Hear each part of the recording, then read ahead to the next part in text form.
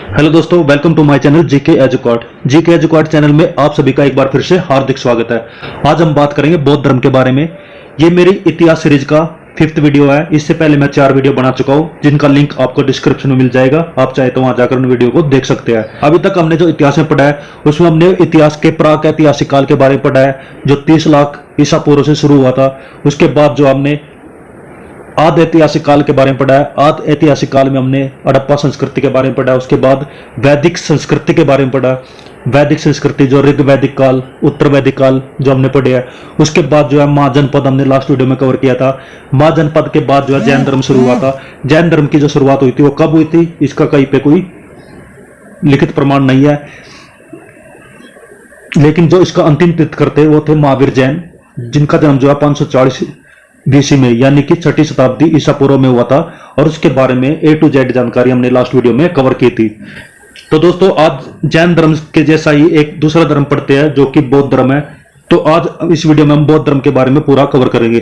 तो दोस्तों, आगे बढ़ने से पहले मैं बता देना चाहता हूं, मेरा YouTube channel GK educate channel competition exam की तैयारी के लिए बनाया गया है। इसमें कंपटीशन की तैयारी से जुड़े जितने भी सब्जेक्ट है वो हम लुसेंट जीके बुक से कवर करेंगे।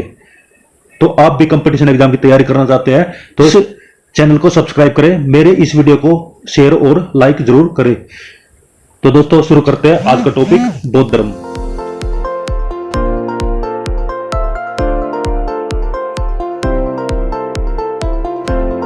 तो शुरू करते हैं बौद्ध धर्म।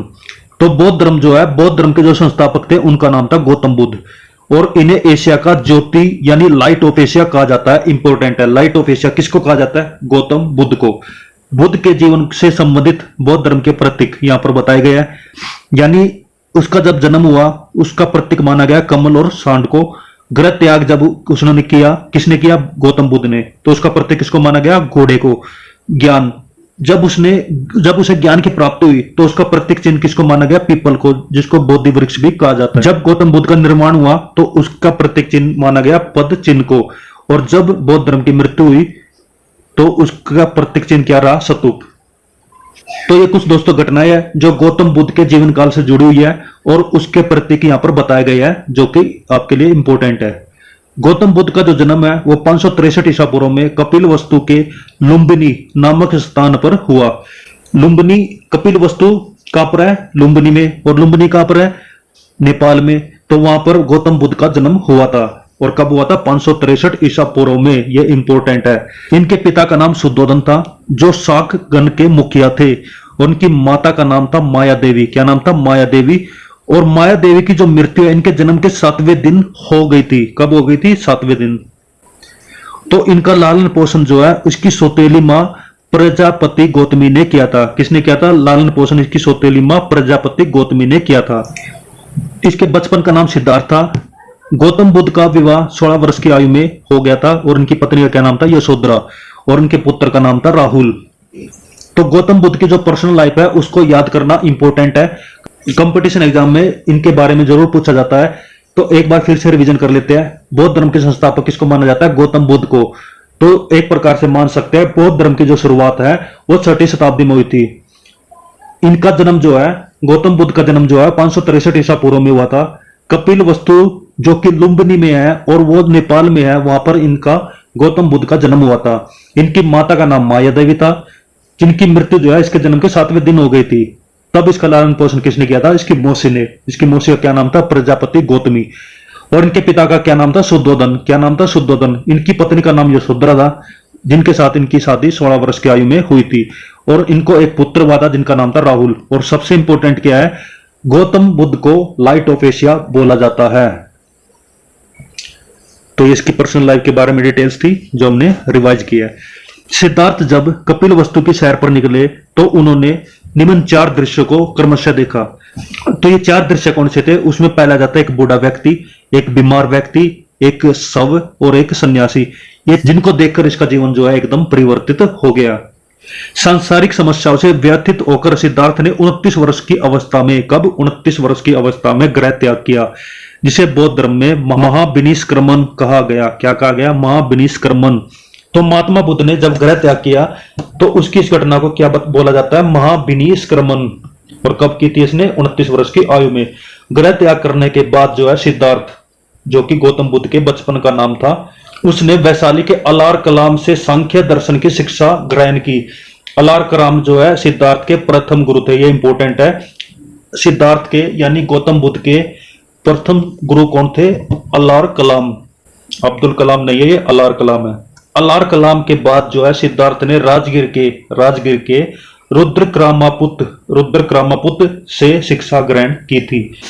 उरुवेला में सिद्धार्थ को गौतम बुद्ध को कौंडिन्य, वस्पा, बादिया, मानामा, अस्सागी नामक 5 साधक मिले। किसी धर्म की साधना करने वाले को साधक बोला जाता है, तो ये 5 साधक उसको उरुवेला में मिले थे। बिना अन्न जल ग्रहण किए 6 वर्ष की कठिन तपस्या के बाद 35 वर्ष की आयु में वैशाख की पूर्णिमा की रात निरंजना नदी के किनारे पीपल वृक्ष के नीचे सिद्धार्थ को ज्ञान प्राप्त हुआ। कितनी वर्ष की तपस्या की थी? 6 वर्ष की। और कहीं पर इसके बारे में बताया गया 49 दिन। तो इसकी तपस्या के बारे में भी यहाँ पर अलग अलग बताया गया, कईयों में बताया गया 6 वर्ष और कई जगह बताया गया 49 दिन। तो इतने दिन या इतने वर्ष की कठिन तपस्या के बाद जो है 35 वर्ष की आयु में इनको ज्ञान प्राप्त हुआ। आप जो है महावीर जैन और गौतम बुद्ध की लाइफ को कोरिलेट कर सकते हैं, जिससे आप दोनों को याद रख सकते हैं। उनका जन्म स्थान, उनकी मृत्यु कब हुई, उनकी माता क्या नाम था, पिता क्या नाम था, पत्नी का क्या नाम था, बच्चे पुत्र जो भी हुए उनका क्या नाम था। उसके अलावा उनके अनुयायी, उनके उपदेश, उनके 3 रत्न आपको याद रखने जरूरी है। तो आपस में आपको कंपेयर करना होगा, तभी आप इनको याद रख सकते हैं, वरना आप जो है कंफ्यूज हो जाएंगे। तो अपनी नोटबुक के एक पेज पर आप लेफ्ट साइड में जैन धर्म और राइट साइड में बौद्ध धर्म लिखिए, फिर इनके बारे में पूरी डिटेल लिखिए ताकि आप इनको कंपेयर कर सके। कंपेयर करने से आपको ये हमेशा परमानेंट याद रहेंगे। नेक्स्ट चलते हैं। ज्ञान की प्राप्ति के बाद जो है सिद्धार्थ बुद्ध के नाम से जाने लगे। सिद्धार्थ को बुद्ध कब से बोला जाने लगा? जब इन्होंने ज्ञान की प्राप्ति की। और जिस स्थान पर इसको ज्ञान की प्राप्ति हुई उस स्थान को क्या कहा गया? बोध गया। बुद्ध ने अपना प्रथम उपदेश जो है सारनाथ ऋषिपट्टनम में दिया, जिसे बौद्ध ग्रंथों में धर्म चक्र प्रवर्तन कहा गया। तो बुद्ध ने अपना जो प्रथम उपदेश दिया था वो सारनाथ में दिया था। कहां पर दिया था? सारनाथ में। और उसके इस उपदेश को क्या बोला गया? धर्म चक्र प्रवर्तन। बुद्ध ने अपने उपदेश में जन साधारण की भाषा पाली में दिए। बुद्ध ने अपने उपदेश किस भाषा में दिए थे? पाली भाषा में। बुद्ध ने अपने उपदेश जो है कौशल में, वैशाली में, कौशाम्बी में और अन्य राज्यों में दिए। और सर्वाधिक उपदेश जो है इसने कौशल देश की राजधानी श्रावस्ती में दिए। कौशल देश जो कि महाजनपद थे उस टाइम पे, हमने लास्ट वीडियो में कवर किया था 16 महाजनपद, उनमें से एक जनपद था कौशल देश, जहां पर इसने सबसे ज्यादा अपने बौद्ध धर्म का प्रचार किया था।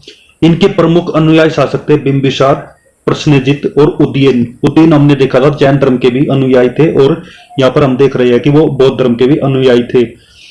लेकिन बिंबिसार और प्रसेनजित जो दोनों जो है सिर्फ बौद्ध धर्म के अनुयायी थे।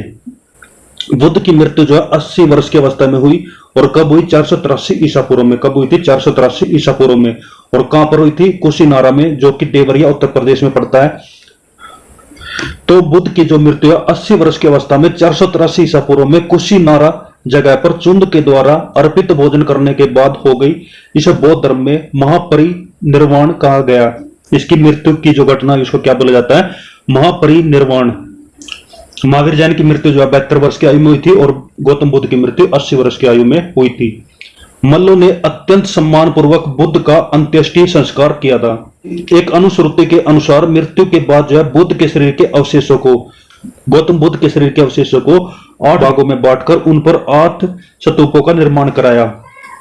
गौतम बुद्ध की मृत्यु जब हुई तो उसके शरीर को 8 भागों में बांटा गया और उनको अलग अलग जगह पर ले जाकर उनके ऊपर स्तूप बनाए गए। कितने स्तूप बनाए गए? 8 स्तूप।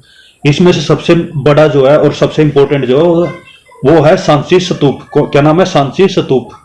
बुद्ध के जन्म और मृत्यु की तिथि को चीनी परंपरा के कैंटोन अभिलेख के आधार पर निश्चित किया गया। चीनी परंपरा के कैंटोन अभिलेख से इसकी मृत्यु के बारे में बताया गया। बौद्ध धर्म के बारे में हमें विशद ज्ञान जो है त्रिपिटक से प्राप्त हुआ है। त्रिपिटक क्या है? विनय पिटक, सूत्र पिटक और अभिधम पिटक। तो ये त्रिपिटक थे जिससे हमें बौद्ध धर्म के बारे में ज्ञान प्राप्त होता है। तीनों पिटकों की भाषा जो है पाली है। तीनों पिटक जो है ये एक प्रकार के ग्रंथ हैं जिनको पाली भाषा में लिखा गया था। किस भाषा में? पाली भाषा में।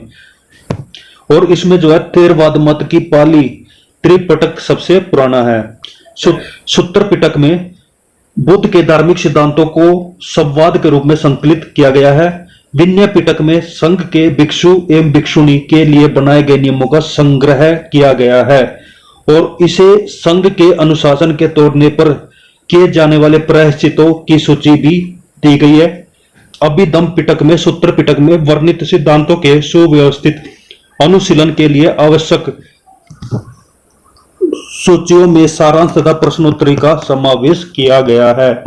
तो इसके तीनों त्रिपिटक के बारे में बताया गया है कि आप चाहे तो उनको याद कर सकते हैं या छोड़ सकते हैं। नेक्स्ट यहां पर देख लेते हैं कि पाली त्रिपिटकों को पहली शताब्दी ईसा पूर्व में श्रीलंका के शासक वतगामिनी की देखरेख में पहली बार लिपिबद्ध किया गया था। पाली भाषा में लिखे गए त्रिपिटक जो है पहली बार श्रीलंका के शासक द्वारा, जिसका क्या नाम था, वतगामिनी, उसकी देखरेख में इसको लिपिबद्ध किया गया था, इसको समझाया गया था। सूत्र पिटक के 5 निकाय है, दिग, मज्जिम, संयुक्त, अंगुत्तर, खुदक। बुद्ध के पूर्व जन्मों से जुड़ी जातक कथाएं जो है गुद्दक निकाय की 15 पुस्तकों में से एक है। तो बुद्ध के जन्म पर 15 पुस्तक लिखी गई है, जिनमें से एक क्या है, खुदक निकाय। खुदक निकाय में धम्मपद, जिसको क्या बोला जाता है, नैतिक उपदेशों का पदात्मक संकलन, थेर गाथा, बौद्ध भिक्षुओं का गीत और थेरी गाथा जो बौद्ध भिक्षुणियों की गीत। तो यहाँ पर ये 3 बताए गए हैं जो खुद निकाय में मिलते हैं। और खुदक निकाय में क्या बताया गया, बुद्ध के पूर्व जन्म से जुड़ी घटनाएं। बौद्ध धर्म जो है मूल रूप से अनिश्वरवादी है, यानी बौद्ध धर्म जो है ईश्वर को नहीं मानता। जैन धर्म भी ईश्वर को नहीं मानता था। बौद्ध धर्म में जो है आत्मा की परिकल्पना भी नहीं है। बौद्ध धर्म लो या जैन धर्म लो, दोनों ईश्वर को नहीं मानते। लेकिन जैन धर्म में आत्मा को माना जाता है, लेकिन बौद्ध धर्म में आत्मा को भी नहीं माना जाता। बौद्ध धर्म में पुनर्जन्म की मान्यता है। बौद्ध धर्म में भी पुनर्जन्म की मान्यता है और जैन धर्म में भी पुनर्जन्म की मान्यता है। दोनों में पुनर्जन्म को माना गया है। तृष्णा को क्षीण हो जाने की अवस्था को ही बुद्ध ने निर्वाण कहा है। बुद्ध ने, गौतम बुद्ध ने क्या बताया है कि हमारी जो इच्छाएं होती है, अगर हम उनको त्याग देते हैं, उनको छोड़ देते हैं, तो इस अवस्था को क्या बोलते हैं, निर्वाण। विश्व जो है वो दुखों से भरा हुआ है। ये जो सिद्धांत है बुद्ध ने कहां से लिया गया है, उपनिषद से। नेक्स्ट है बुद्ध के अनुयायी। बुद्ध के अनुयायी 2 भागों में विभाजित है। कौन कौन से, एक होता है भिक्षुक और दूसरा होता है उपासक। भिक्षुक जो होता है वो बौद्ध धर्म के प्रचार के लिए जिन्होंने संन्यास ग्रहण किया है उन्हें भिक्षुक कहते हैं। वे व्यक्ति बौद्ध धर्म के वे अनुयायी जो बौद्ध धर्म का प्रचार करेंगे और उसके लिए वे घर को भी त्याग कर देंगे, यानी घर से भी संन्यास ले लेंगे, उनको कहते हैं भिक्षुक। और गृहस्थ जीवन व्यतीत करते हुए बौद्ध धर्म अपनाने वाले को उपासक कहा गया है। उपासक किसे कहा गया है, जो गृहस्थ जीवन को भी व्यतीत करेगा और बौद्ध धर्म का भी प्रचार करेगा। और जो घर को त्याग देगा वो भिक्षुक, जो घर को नहीं त्यागेगा वो होगा उपासक। तो ये 2 प्रकार से इनके अनुयायी बटे हुए थे। जैन धर्म में हमने संप्रदाय के बारे में पढ़ा था। जैन धर्म को जो है 2 संप्रदायों में बांटा गया था। एक था दिगंबर, दूसरा श्वेतांबर। बौद्ध धर्म में सम्मिलित होने के लिए न्यूनतम आयु की सीमा कितनी है, 15 वर्ष। अगर बौद्ध धर्म को अपनाते हैं तो उसकी निम्न सीमा कितनी है, उसकी न्यूनतम आयु सीमा कितनी है, 15 वर्ष। बौद्ध धर्म में जो है प्रविष्टि होने को उप संपदा कहा जाता है। बौद्ध धर्म में जब आप शामिल हो जाते हैं तो उसको क्या बोला जाता है, उप संपदा। क्या, उप संपदा। बौद्ध धर्म के भी 3 रत्न है, बुद्ध, धम्म, संघ। बुद्ध, धम्म, संघ बौद्ध धर्म के 3 रत्न है। जैन धर्म के भी हमने 3 रत्न पढ़े थे, जो कि सम्यक ज्ञान, सम्यक दर्शन, सम्यक आचरण। उसमें हर किसी के आगे सम्यक रखा हुआ है, सम्यक लगाया हुआ है, इसलिए वे रत्न होंगे जैन धर्म के। और जो बौद्ध धर्म के 3 रत्न होंगे उसमें आ जाते हैं बुद्ध, धम्म और संघ। नेक्स्ट यहां पर देख लेते हैं बौद्ध की सभाई। बौद्ध की जो सभाई हुई थी या फिर बौद्ध की जो संगीतियां हुई थी उनके बारे में बताया गया है। बौद्ध की 4 सभाएं हुई थी, जिसमें आप याद रख सकते हैं उनके स्थान और उनके किसके शासनकाल में हुई थी। तो ये 2 चीजें आप याद रख सकते हैं। प्रथम बौद्ध संगीति कब हुई थी, 483 ईसा पूर्व में। कहां पर हुई थी, राजगृह में। अध्यक्ष कौन थे, महाकश्यप और अजातशत्रु के शासनकाल में प्रथम बौद्ध संगीति हुई थी। द्वितीय बौद्ध संगीति कब हुई थी, 383 ईसा पूर्व में। कहां पर हुई थी, वैशाली में। अध्यक्ष कौन थे, सबाकामी और शासनकाल किसका था, काल अशोक का। तृतीय बौद्ध संगीति हुई थी 255 ईसा पूर्व में। कहां पर हुई थी, पाटलिपुत्र में। अध्यक्ष कौन थे, मोगलीपुत्र तीस। और किसके शासनकाल में हुई थी? अशोक के। चतुर्थ बौद्ध संगीति जो हुई थी प्रथम शताब्दी के आसपास हुई थी, यानी 100वीं ईस्वी के आसपास हुई थी। कहां पर हुई थी? कुरुंड लवन में। अध्यक्ष कौन थे? वसुमित्र, अशोक घोष इसके अध्यक्ष थे। और किसके शासनकाल में हुई थी? कनिष्क के। तो चारों जो बौद्ध संगीता हुई थी वो किसके शासनकाल में हुई थी, वो आपको याद रखना जरूरी है और ये इंपॉर्टेंट है। चतुर्थ बौद्ध संगीति के बाद जो है बौद्ध धर्म दो भागों में डिवाइड हो गया था। किस किस में? हीनयान में और महायान में। बौद्ध धर्म के महायान संप्रदाय का आदर्श बोधिसत्व था। बोधिसत्व दूसरे के कल्याण को प्राथमिकता देते हुए अपने निर्माण में विलंब करते हैं। धर्म के जो महायान संप्रदाय है वे बोधिसत्व उनका आदर्श था। इसके अनुसार जो है दूसरों के कल्याण को ज्यादा प्राथमिकता देते हैं। कौन? महायान संप्रदाय। हीनयान का आदर्श अर्हित पद को प्राप्त करना है। जो व्यक्ति अपनी साधना से निर्वाण की प्राप्ति करते हैं उन्हें ही अर्हित कहा जाता है। तो यह हीनयान संप्रदाय के बारे में बताया गया है। नेक्स्ट है धार्मिक जुलूस का प्रारंभ सबसे पहले बौद्ध धर्म के द्वारा प्रारंभ किया गया था। धर्म के लिए जुलूस निकालना सबसे पहले किसने शुरू किया था? बौद्ध धर्म ने। बौद्धों का सबसे पवित्र त्योहार जो है वैशाखी पूर्णिमा है, जिसे बुद्ध पूर्णिमा के नाम से भी जाना जाता है। इसका महत्व इसलिए है क्योंकि बुद्ध पूर्णिमा के दिन बुद्ध का जन्म हुआ था, उसने ज्ञान की प्राप्ति की थी और महापरिनिर्वाण की प्राप्ति हुई थी, यानी उनकी मृत्यु हुई थी। इसलिए बुद्ध पूर्णिमा को बौद्ध धर्म के लोग ज्यादा मानते हैं। बुद्ध ने सांसारिक दुखों के संबंध में 4 आर्य सत्यों का उपदेश दिया है, जिसमें पहला जाता है दुख, दूसरा आता है दुख समुदाय, दुख निरोध और दुख निरोधगामिनी प्रतिपदा। तो 4 ये आर्य सत्य उपदेश उन्होंने बताए हैं। इन सांसारिक दुखों से मुक्ति हेतु बुद्ध ने अष्टांगिक मार्ग की बात की है। जो क्या क्या है वो यहां पर देख लेते हैं। सम्यक दृष्टि, सम्यक संकल्प, सम्यक वाणी, सम्यक कर्मांत, सम्यक आजीव, सम्यक व्यायाम, सम्यक स्मृति, सम्यक समाधि। यानी समय समय पर इन चीजों को अपनाना, सांसारिक दुखों से मुक्ति पाना, ऐसा बौद्ध धर्म में बताया गया है, गौतम बुद्ध के द्वारा बात की गई है। बुद्ध के अनुसार जो है अष्टांगिक मार्गों के पालन करने के उपरांत मनुष्य की भव तृष्णा नष्ट हो जाती है। उसके कुछ पाने की जो इच्छा है, जिसके लिए वो जीता है, वो खत्म हो जाती है और उसके जो है दुख जो है दूर हो जाते हैं और इससे ही उसको निर्वाण प्राप्त होता है। सांसारिक सुखों को त्याग देना निर्वाण कहलाता है, ये हम पहले पढ़ चुके हैं। निर्वाण जो है बौद्ध धर्म का परम लक्ष्य है। संसार की मोह माया को त्याग देना, निर्वाण प्राप्त कर लेना ही बौद्ध धर्म का परम लक्ष्य है, प्रथम लक्ष्य है, जिसका अर्थ होता है दीपक का बुझ जाना, अर्थात जीवन मरण चक्कर से मुक्त हो जाना। बुद्ध ने निर्वाण प्राप्ति को सरल बनाने के लिए निम्न 10 शिलों पर बल दिया है, जिसमें आ जाते हैं अहिंसा, सत्य, असत्य है यानी चोरी न करना, अप्रियग्रह यानी किसी प्रकार की संपत्ति न रखना, मद्य सेवन का उपयोग न करना, असमय भोजन का न करना यानी समय पर भोजन करना, सुखप्रद से बिस्तर पर नहीं सोना, धन संचय न करना, स्त्रियों से दूर रहना और नृत्य ज्ञान आदि से दूर रहना। तो निर्वाण की प्राप्ति के लिए ये 10 चीजें गौतम बुद्ध ने बताई है। अगर आप इन चीजों को फॉलो करते हैं, अपने जीवन में अपनाते हैं, तो आपको जो है निर्वाण की प्राप्ति हो जाएगी।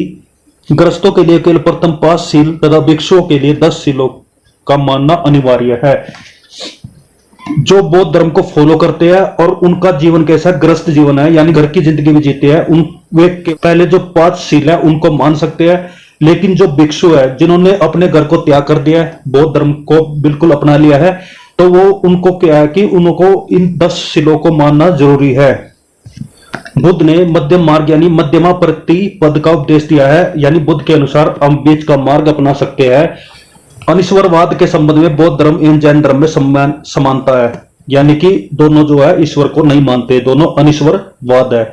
जातक कथाएं प्रदर्शित करती है कि बोधिसत्व का अवतार मनुष्य के रूप में भी हो सकता है और पशुओं के रूप में भी, यानी मनुष्य जो है मनुष्य के रूप में जन्म ले सकता है और पशुओं के रूप में भी। बोधिसत्व के रूप में पुनर्जन्मों की दीर्घ श्रृंखला के अंतर्गत बुद्ध ने शाक्य मुनि के रूप में अपना अंतिम जन्म प्राप्त किया, किंतु इसके उपरांत जो मैत्रेय और अन्य अनाम बुद्ध अभी अवतरित होने शेष है। बोधिसत्व के अनुसार जो है गौतम बुद्ध ने मरने के बाद जो है शाक्य मुनि के रूप में जन्म लिया था। उसके बाद जो है अभी उसके कुछ जन्म और बाकी है, जिसमें आ जाता है मैत्रेय और कुछ अन्य अनाम बुद्ध, जिनके रूप में अभी गौतम बुद्ध फिर से जन्म लेंगे।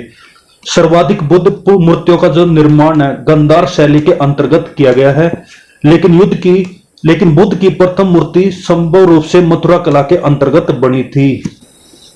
तो गौतम बुद्ध की जो सर्वाधिक मूर्तियां बनाई गई है वो गांधार शैली के अनुसार बनाई गई है, लेकिन जो उसकी पहली जो मूर्ति बनाई गई थी मथुरा शैली के अनुसार बनाई गई थी।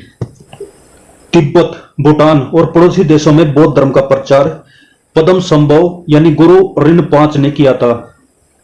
तिब्बत में बौद्ध धर्म को माना जाता है, भूटान में बौद्ध धर्म को माना जाता है और चाइना में भी बौद्ध धर्म को सबसे ज्यादा माना जाता है। इसका प्रचार किसने किया था? गुरु रिंगपाच ने। किसने? गुरु रिनपाच ने। इनका संबंध बौद्ध धर्म के बद्रीयान शाखा से है। इनकी 123 फीट ऊंची मूर्ति हिमाचल प्रदेश के रेवाल सरजील में है। भारत में उपासना की जाने वाली प्रथम मूर्ति संभव रूप से बुद्ध की थी। भारत में सबसे पहले जिस मूर्ति की उपासना की गई थी वो किसकी थी? गौतम बुद्ध की। तो दोस्तों नेक्स्ट आ जाता है भारत के महत्वपूर्ण बौद्ध मत। यहाँ पर कुछ बौद्ध मत बताए गए हैं और वह किस स्थान पर हुए हैं और अब इस समय वह किस राज्य या केंद्र शासित प्रदेश में है, उसकी यहाँ पर एक टेबल दी गई है जिसको हम बारी बारी से देख लेते हैं। यहाँ पर कुछ मठ बताए गए हैं। मठ यानी कि उनके एक प्रकार से टेम्पल्स हैं जो इन जगह पर हैं और इस स्टेट में पड़ते हैं। इनको हम फटाफट कवर कर लेते हैं। टाबू मठ है, वो कहां पर है? टबो गांव में, जो कहां पर है? हिमाचल प्रदेश में। नामग्याल मठ धर्मशाला में, हिमाचल प्रदेश में। हैमिश मठ लद्दाख में है, जम्मू कश्मीर में। थिक्से मठ कहां पर है? लद्दाख में, जो कि जम्मू कश्मीर में है। सासुर मठ कहां पर है? लाहौल स्पीति में, जो कहां पर है? हिमाचल प्रदेश में। मिंडारलिंग मठ कहां पर है? देहरादून में, जो कहां पर है? उत्तराखंड में। रूम मेटक मठ कहां पर है? गैंगटोक में, जो कहां पर है? सिक्किम में। तवांग मठ ये कहां पर है? अरुणाचल प्रदेश में, जो कहां पर है? अरुणाचल प्रदेश में। नाम डार्लिंग मठ जो है मैसूर में है, जो कि कहां पर है? कर्नाटक में। मोदी मंदा मठ कहां पर है? बोध गया में, जो कि कहां पर है? बिहार में। तो ये कुछ बौद्ध धर्म के मठ बनाए गए हैं जो अलग अलग जगह पर है और किस राज्य में वो यहाँ पर बताया गया है। कुछ खास इंपॉर्टेंट नहीं है, लेकिन अगर आप याद रख सकते हैं तो इनको भी याद कर सकते हैं। तो दोस्तों ये आज की वीडियो थी जो हम यहाँ पर खत्म करते हैं, जो थी बौद्ध धर्म के बारे में। जैन धर्म और बौद्ध धर्म दोनों को कंपेयर करना बहुत जरूरी है। इनसे जुड़े कुछ कंपटीशन एग्जाम में क्वेश्चन पूछ लिए जाते हैं जिसमें आप कंफ्यूज हो सकते हैं। इसलिए आपको क्या करना है कि अपने नोटबुक में लेफ्ट पेज पे जैन धर्म के बारे में लिखिए और राइट पेज में बौद्ध धर्म के बारे में लिखिए और दोनों को कंपेयर कीजिए। तो आप वीडियो को दोबारा रिवाइज करिए और इनके नोट्स बना लीजिए ताकि आप याद रख सके। तो दोस्तों ये थी आज की वीडियो। ये वीडियो आपको कैसी लगी? अगर आपको ये वीडियो अच्छी लगी है तो इस वीडियो को लाइक करें, अपने दोस्तों के साथ शेयर करें और मेरा चैनल जीके एजुकार्ट चैनल को सब्सक्राइब कर ले। तो मिलते हैं नेक्स्ट वीडियो में जिसमें हम शैव धर्म के बारे में पढ़ेंगे, इस्लाम धर्म के बारे में पढ़ेंगे और सिख धर्म के बारे में पढ़ेंगे। तो ये सभी धर्म जो हम बारी बारी से कवर करेंगे। तो दोस्तों खुश रहिए, मुस्कुराते रहिए, अच्छे से पढ़ाई करिए। मेरी तरफ से बेस्ट ऑफ लक सभी को। Thank you. जय हिंद, जय भारत, वंदे मातरम।